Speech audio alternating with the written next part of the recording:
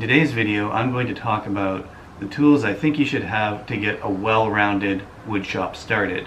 And these are also the tools that I wish I had gotten right from the beginning. Things like the brad nailer are tools that I wish I had gotten early on in the process, better sanders, etc. All these things I wish I had gotten in the beginning.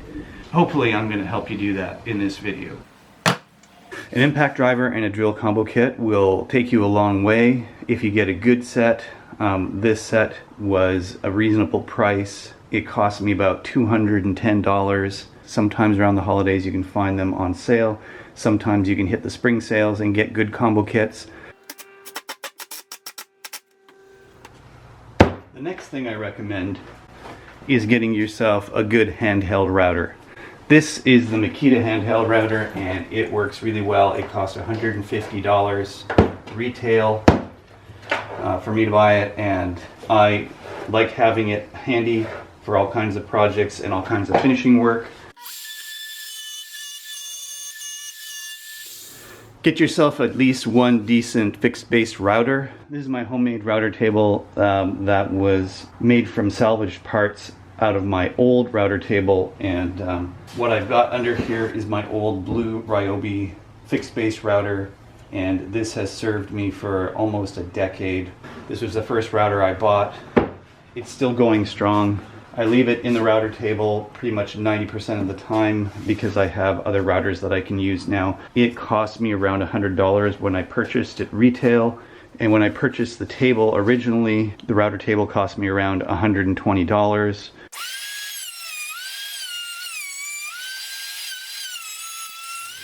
The next thing I'm going to show you are a couple of sanders. Get yourself a couple of decent sanders.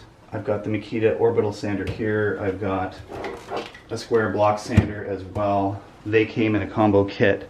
I believe it was a really good deal during the holiday season. I bought them for around $200.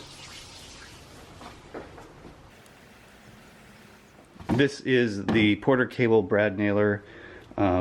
I set out to buy a DeWalt originally. They were out of stock. This one got good reviews, so I ended up buying this one.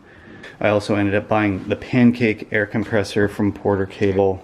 Air compressor was $269, and the brad nailer was around $65 retail. The next thing I recommend getting is a decent table saw. This probably will be the most expensive thing that you'll get in this set of tools that I'm showing you today. I'm going to call it at $420. I got a deal on it when I bought it. This is the Worksite rigid table saw. It's heavy duty.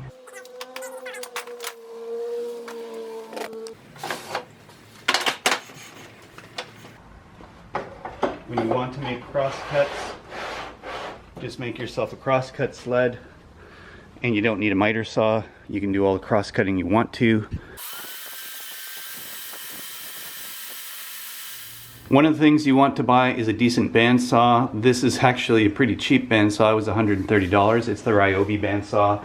Fairly new addition to my workshop, and I really do wish I'd bought one sooner. This is just a 9-inch bandsaw. It does surprisingly well with many types of wood, with all the types of wood that I handle, which are usually under 1-inch material. But even with 2x4, I can cut and slice thicker pieces of wood.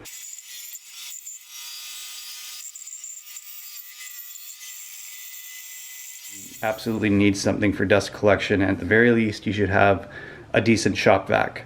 I bought this rigid shop vac about 8 years ago, and the switch is a little bit flaky now, but otherwise it still works really well. This shop vac retails for around $130.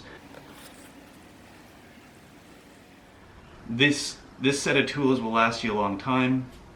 It doesn't include things like getting router bits. Router bits are expensive. I suggest buying them in sets. Drill bits, all the smaller things, smaller items that you need, some of the hand tools, the chisels, all of that you'll get over time. You can use this video as a tool guide, but really this is just a shopping list to get you started. You may have some of the tools that are already on here, and you still need to round off the set of tools to get your wood shop going.